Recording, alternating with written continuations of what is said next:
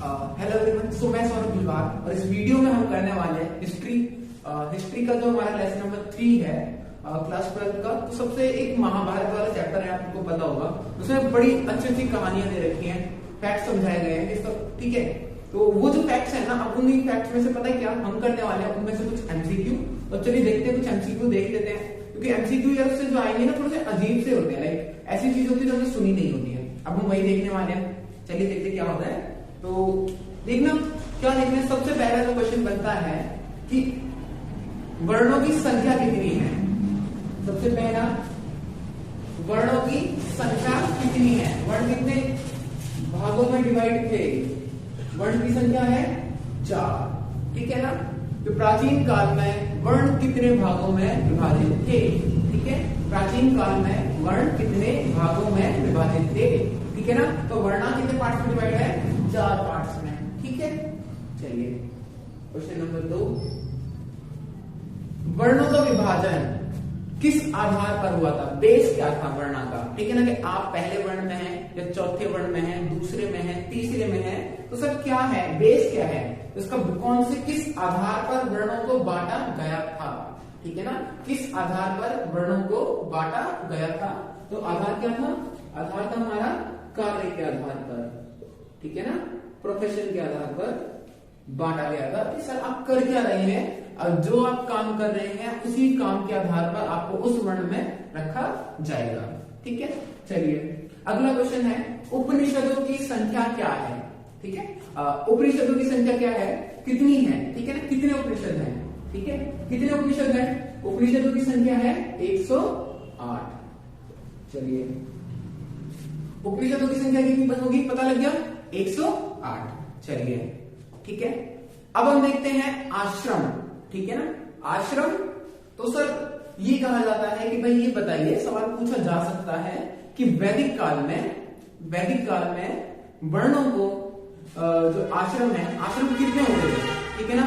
एक जो इंसान की जिंदगी ना 100 वर्ष की मानी जाती है, 100 वर्ष की जिंदगी है, जो ये जो 100 वर्ष की जिंदगी है ना, इसको 4 आश्रमों में विभाजित किया गया था। आश्रम कितने थे, 4, ठीक है ना।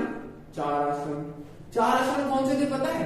4 आश्रम देखो 100 साल की जिंदगी मानी जाती थी, तो एक आश्रम को 25 में डिवाइड कर दिया जाता था, ठीक है। तो चलिए एक बार देख लेते हैं ये कौन कौन से आश्रम है। जब इंसान पैदा होता है इससे लेकर 25 साल तक इंसान रहता है ब्रह्मचर्य आश्रम, ठीक है। इंसान ब्रह्मचर्य आश्रम का पालन करता है, कब से कब तक, 0 से लेकर 25 साल तक, ठीक है। 25 से लेकर अगर हम बात करें, 25 से यहां 25 का 25 और 25 से 50, ठीक है। 25 से 50 तक कौन सा, गृहस्थ जीवन जीता था। गृहस्थ जीवन जीना मतलब क्या, शादी हो जाती थी यहाँ पर, ठीक है ना। यहाँ तक तो ब्रह्मचर्य का पालन करना है, शादी नहीं करनी है। यहाँ पर क्या है, ये 25 से लेकर 50 के बीच में गृहस्थ जीवन जीना है, व्यक्ति शादी कर सकता है ना, अपनी संतान पैदा कर सकता है, ठीक है। तो सर गृहस्थ जीवन। चलिए अगला जो हमारा क्या है, 50 से 75, ठीक है ना। 50 से 75 में कौन सा आश्रम है पता है, आश्रम का नाम है वानप्रस्थ, ठीक है। ये आश्रम है वानप्रस्थ। इसमें क्या होता है कि व्यक्ति को अपने परिवार से मोह छोड़ देना होता है, ठीक है ना, और जंगल में जाकर निवास करना होता है कि भाई नहीं, अब परिवार नहीं, अब क्या करना है, अब थोड़ा सा अलग हो जाओ फैमिली से, ठीक है। अब मतलब सब कुछ जो मोह माया है ना, इसका त्याग कर देना है। मोह माया रहता है किसमें करना है, 50 से लेकर 75 तक में, ठीक है। अगला चलते हैं 75 से लेकर 100। 75 से लेकर ये जो आश्रम है, इस आश्रम को क्या बोला जाता था, इस आश्रम को बोला जाता है संन्यास। अभी बताइए संन्यास आश्रम में व्यक्ति कहाँ रहेगा, ठीक है ना। यहाँ पर तो भाई मम्मी पापा के यहाँ पर अपने घर में, यहाँ पर जंगलों में, यहाँ कहाँ रहेगा, कुछ बचा ही है ना। ऊपर नहीं भेज देना अभी, ठीक है ना, क्योंकि अभी आश्रम है, ठीक है। 75 से 100 साल तक व्यक्ति जीते थे, और आज भी कई लोग जो जीते हैं। तो संन्यास आश्रम का मतलब ये होता है कि व्यक्ति सन्यासी है, मतलब कोई ठिकाना नहीं है। ये क्या करेंगे, इन्होंने जो भी अपने जिंदगी से सीखा है, जो भी इनकी लाइफ लर्निंग है, ये क्या करेंगे, शेयर करेंगे लोगों के साथ में, ठीक है। तो सर ये 75 से 100 क्या हो गया, संन्यास आश्रम। और इसमें तो कोई दिक्कत होगी नहीं। चलिए संन्यास आश्रम में पता ही लग गया। चलिए तो भाई आश्रम व्यवस्था पता लगी, आश्रम कितने भागों में होते थे, 4 भागों में होते थे, ठीक है ना। आश्रम को 4 भागों में विभाजित किया जाता था। और दूसरा क्वेश्चन पूछा जाता है कि एक आश्रम की अवधि कितनी होती थी, तो एक आश्रम की जो अवधि होती है वो कितनी होती है, 25 साल, ठीक है ना, 25 वर्ष, ठीक है। इसमें दिक्कत नहीं है कोई, आश्रम समझ में आ गया, आश्रम व्यवस्था दिक्कत नहीं है कोई, चलिए ठीक है। तो सर ये है हमारे 5 क्वेश्चन हो गए हैं, ये ध्यान रखिएगा। चलिए अब थोड़ा सा और आगे चलते हैं। अब एक शब्द आता है वणिक, पूछा भी जाता है बहुत ज्यादा, वणिक। वणिक होता क्या है, वणिक का मतलब क्या होता है, तो वणिक का मतलब रहता है ना, वो होता है ट्रेडर्स। वणिक किनको कहा गया है, अगर प्राचीन एंशिएंट टाइम की बात की जाए तो वणिक कहा जाता था व्यापारियों को, यानी ट्रेडर्स को। चलिए क्वेश्चन नंबर 7 है, मात्रा धीरे चले पूछा देखते हैं। चलिए हाँ, तो वणिक किसको कहते हैं, वणिक कहते हैं व्यापारी को, VANIK, ठीक है ना। वणिक कौन होते हैं, वणिक होते हैं व्यापारी। चलिए अब अगर हम देखते हैं कि अष्टाध्यायी के राइटर कौन है, अष्टाध्यायी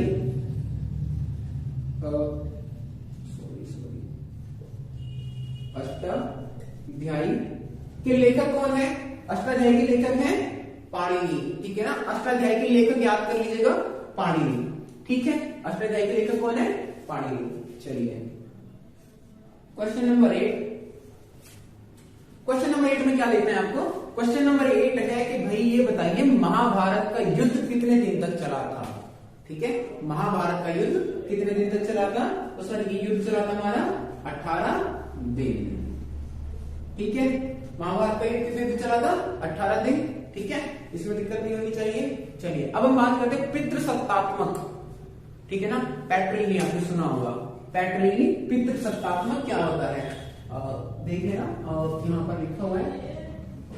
पितृसत्तात्मक मतलब होता है इसका कि पिता की संपत्ति,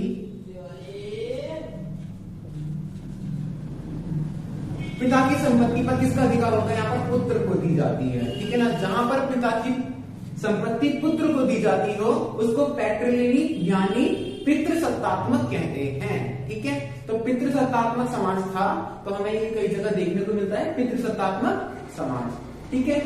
10वां देखते हैं, 10वां थोड़ा सा अपोजिट है, मातृसत्तात्मक है। तो क्या समाज ऐसा भी होता था, जब होता ही होगा तभी यहाँ पर बोला गया है। मातृसत्तात्मक समाज क्या होता है, मातृसत्तात्मक यानी मैट्रिलिनी का मतलब क्या है, मैट्रिलिनी का मतलब होता है कि जहां पर माता की प्रॉपर्टी को किसको दिया जाए। यहाँ पर प्रॉपर्टी मतलब किसमें जाती है कि जो भी प्रॉपर्टी मम्मी की है ना वो पुत्र को नहीं मिलेगी, ठीक है। वो किसको मिलेगी, वो पुत्री को मिलेगी। पुत्री की जहां शादी हुई अब वो प्रॉपर्टी उसकी बेटी को ट्रांसफर हो जाएगी, ठीक है ना। तो यहाँ पर बेटों का मतलब बेटों को राइट ज्यादा नहीं मिला है, यहाँ पर राइट किसको ज्यादा मिला है, मातृसत्तात्मक, सॉरी ये गड़बड़ हो गई, मातृसत्तात्मक, ठीक है ना। तो यहाँ पर क्या होता है कि मातृसत्तात्मक में माता की जो संपत्ति है उस पर पुत्री का अधिकार होता है, पितृसत्तात्मक में पिता की संपत्ति पर पुत्र का अधिकार होता है, ठीक है। तो ये होपफुली कि दोनों क्लियर हो गए होंगे। चलिए 11वां चलते हैं। 11वां क्या देना चाह रहे हैं कि भाई ये बताइए मनुस्मृति के लेखक कौन है, मनुस्मृति के लेखक कौन है, मनुस्मृति के लेखक कौन है, तो भाई मनुस्मृति के लेखक है महर्षि मनु। महर्षि मनु कौन है, मनुस्मृति के लेखक हैं, ध्यान रखिएगा। चलिए 12, क्वेश्चन नंबर 12 क्या है कि सर निषाद कौन होते हैं, ठीक है। क्वेश्चन है निषाद कौन होते हैं, बताइए भाई निषाद कौन होते हैं। निषाद देखना क्या है, निषाद होते हैं अपना भाई वो लोग आर्किटेक्ट समुदाय बोलते हैं इनको, ठीक है ना। हंटिंग सोसाइटी, हंटर सोसाइटी है जो किसके ऊपर डिपेंड रहती है, जो ना मतलब जानवरों का शिकार करती है, ठीक है। जानवरों का शिकार करने वाली सोसाइटी जो जंगलों में ही निवास करती है उसको निषाद बोला जाता था। अगर आपको याद होगा, आपने रामायण में देखा होगा, रामायण में थे ना निषाद राज, ठीक है। जब वो राम कहाँ वो जा रहे होते हैं, जब राम जी जा रहे होते हैं वनवास के लिए, तो रास्ते में जो उनको मिलते हैं, ठीक है ना, निषाद राज। तो भाई वो जंगलों में निवास करते हैं, ठीक है। उनका मेन काम क्या था, हंटिंग करना, शिकार करना। तो निषाद कौन होते हैं? शिकारी समुदाय, हंटिंग सोसाइटी से बिलोंग करते हैं। 13 है हमारा कि भाई धर्म का मतलब क्या है। ठीक है, अब चलो देखो एक ऐसा टॉपिक है भाई धर्म। ठीक है, मतलब पालन करने वाले बहुत सारे लोग हैं, बट धर्म का मतलब नहीं पता धर्म का मतलब क्या होता है। ठीक है, तो देखो धर्म का मतलब सच में बताऊं तो मैं भी थोड़ा सा, मुझे भी काफी मुश्किल में पता लगा है, मुझे भी नहीं पता था, है ना। धर्म का मतलब होता है कानून। ठीक है ना, धर्म का मतलब क्या होता है? कानून यानी लॉ। ठीक है ना, लॉज का पालन किया जाए। हम कहते हैं ना धर्म का काम कीजिए, कानून के अनुसार काम कीजिए। ठीक है ना, धर्म का काम कीजिए, कानून का काम कीजिए, तो अच्छे तरीके से काम करना। ठीक है ना, कानून में रहकर कुछ इलीगल नहीं करना। चलिए अगला है मलेच्छ कौन होते हैं? भाई पूछा गया सवाल है, मलेच्छ कौन होते हैं? तो सर मलेच्छ कौन होते हैं पता है? मलेच्छ वो लोग होते हैं, मलेच्छ वो लोग हैं जिनको भारत का नहीं माना गया, जिनको बोला गया है कि ये मध्य एशिया यानी सेंट्रल एशिया से इंडिया में आए हैं और ये कहां बसे हैं? नॉर्थ वेस्ट इंडिया में आकर बसे हैं, यानी उत्तर पश्चिमी भारत में आकर बस गए हैं और इनका संबंध ब्राह्मण समुदाय से नहीं है। इन्हीं को क्या कहा गया है? मलेच्छ। मलेच्छ को आप विदेशी भी कह सकते हैं, इसमें दिक्कत होनी नहीं चाहिए। चलिए अगला 15 ये कहना चाहते हैं कि बताइए इंद्र कौन है? ठीक है ना, इंद्र कौन है? आपको पता है इंद्र देवता नाम याद है, वर्षा के देवता। तो भाई जो इंद्र है, इंद्र का जो जिक्र है, इंद्र में अगर बात की जाए तो ऋग्वेद जो हमारा प्राचीन ग्रंथ है, तो ऋग्वेद है, ऋग्वेद के अंदर देवताओं का प्रमुख माना गया है किसको? इंद्रदेव को। ठीक है ना, इंद्रदेव को प्राचीन जो ऋग्वेद के अंदर देवताओं का प्रमुख माना गया है और वहां पर ये वर्षा और युद्ध के देवता कहलाए जाते हैं। ठीक है, ये सबसे बड़े देवता माने गए हैं इंद्रदेव। ठीक है,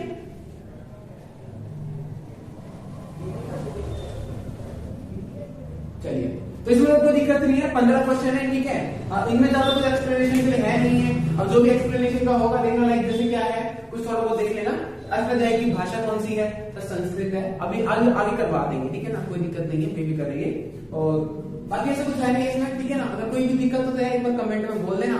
ठीक है, अब एक सवाल आपसे पूछ रहे हैं और आप इसका आंसर बताइएगा कमेंट के अंदर कि अष्टाध्यायी का टॉपिक क्या है, किस आधार पर लिखी गई है, उसका बेस क्या है, सिलेबस क्या है, टॉपिक क्या है।